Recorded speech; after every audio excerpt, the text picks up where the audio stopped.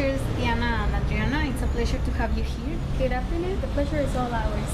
I would like to ask you some questions about testing because we know that testing is a difficult task for teachers to assess the students.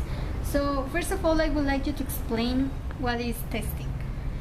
Okay, testing is when the teacher evaluates the level of knowledge the learner has acquired, usually given a grade, using quizzes or tests, and it measures the student's achievements.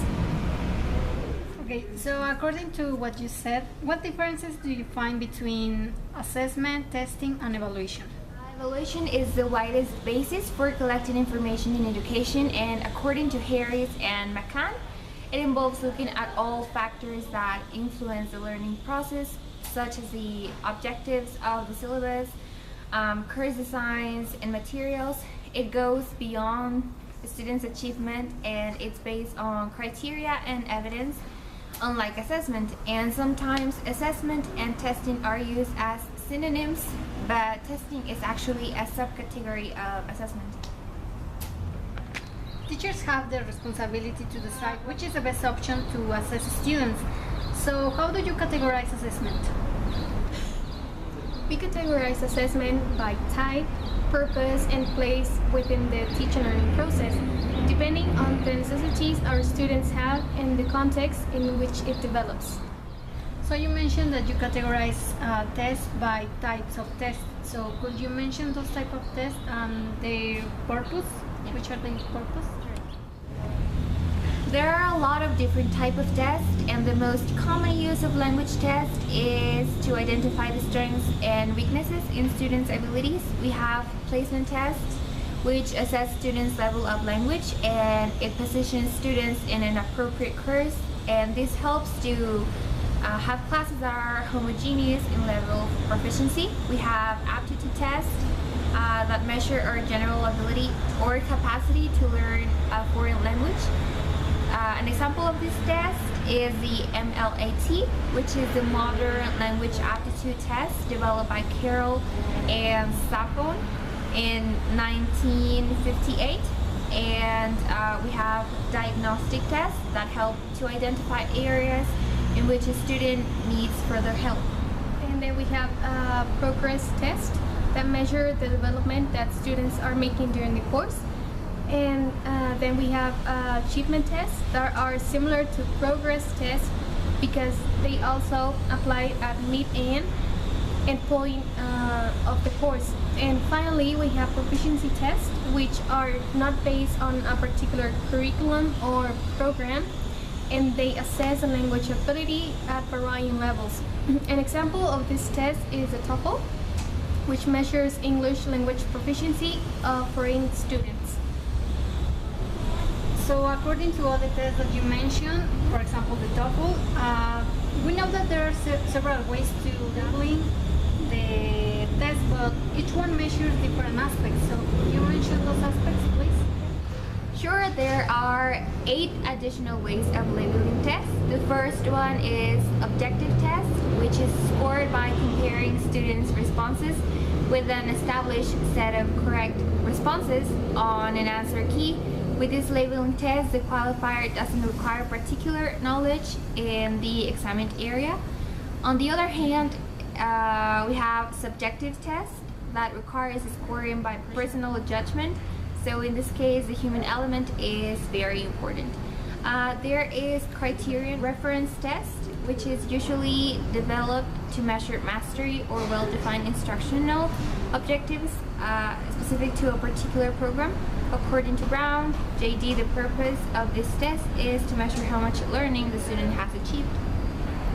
And the fourth one is the non-referenced test, also called standardized test, which is designed to gauge global language abilities. Based on Brown, the purpose of an NRT is to spread out a continuum of scores. Test results are interpreted with reference to the performance of a given large group of students who are similar to the individuals for whom the test was designed. And the next one is summative assessment, which is used at the end of the course to determine if students have achieved the objectives set out in the curriculum. And the sixth is formative assessment, which aims to use the result to improve instruction, so feedback is provided to students during the course. And the next one is high stakes test, in which the results are likely to have a big impact in our lives, for example TOEFL. And finally, we have low stakes tests that are those that have a small impact in our lives. Clear example of these are the class tests and short quizzes. That's really interesting how you label all those types of tests and all the features it involves.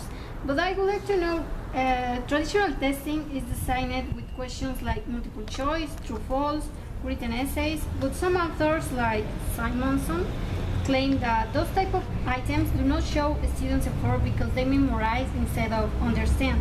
So according to that, how alternative assessment differs from traditional testing?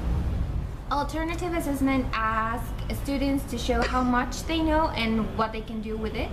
The type of assessment provides us with information about students' strengths and weaknesses. It does not intrude with the regular activities in the classroom, and it actually shows that the curriculum is being implemented.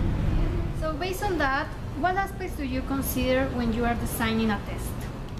We consider aspects like if the test is going to monitor students' progress, if it's going to be motivating for students, or if it will provide data for a grade at the end of the course. And some other aspects like if the test will measure achievement of the goals, demonstrating how well students have learned these things, and what kind of test we want to use according to our students' level of competency. If the test will help students clarify the objectives of the course, if it will reinforce what we want students to learn and retain, and also the use of consistent language to make sure students know what we mean when we use them. But we also have to consider students who have not a fully master of the course. They will show how much they have learned during the course. Now, according to the information that you already provided, we know that designing a test is not an easy task. It is important to understand the level of complexity and also the principles you follow to design a test in a proper way. For example, usefulness. According to Bachman and Palmer's model, a test requires a specific purpose, a selected group of people to take that test, etc. But what about validity and reliability? Of course, it is not an easy task, and these principles that you are mentioning are essential when designing a proper test. When we talk about validity, we talk about how well a test measures what it's supposed to measure. And reliability refers to the extent to which test consistently measures what it's supposed to measure. And while reliability focuses on the empirical aspects of measurement process, validity focuses on the theoretical aspects and relates these ones with the empirical ones. And for this, it is easier to assess reliability than validity. I agree with you.